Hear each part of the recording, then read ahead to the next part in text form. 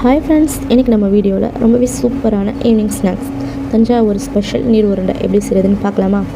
ஒரு பாத்திரத்தில் 1 கப் அரிசி மாவு, கொஞ்சம் உப்பு, 2 கப் தண்ணி சேர்த்து நல்லா மாவை கட்டிகள் இல்லாமல் கரைச்சி எடுத்து வச்சுக்கோங்க.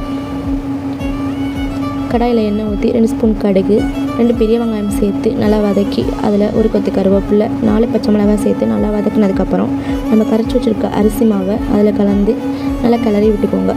மாவு சட்டியில் ஒட்டாமல் திரண்டு வந்ததுக்கப்புறமா 1 கப் துருவின தேங்காய் சேர்த்து நல்லா கிளறி விட்டு இறக்கிடுங்க. கொஞ்சம் ஆற விட்டு மாவு எடுத்து குட்டி குட்டி உருண்டையாக ஊட்டி இட்லி பாத்திரத்தில் வச்சு 15 நிமிஷம் வேக வச்சு எடுத்தோம்னா என்னோடய ஸ்டைலில் தஞ்சாவூர் ஸ்பெஷல் நீர் உருண்டை ரெடி. நீங்களும் உங்கள் வீட்டில் ட்ரை பண்ணி பாருங்கள். இந்த மாதிரியான வீடியோஸ்க்கு நம்மளோட சேனலை சப்ஸ்கிரைப் பண்ணுங்கள்.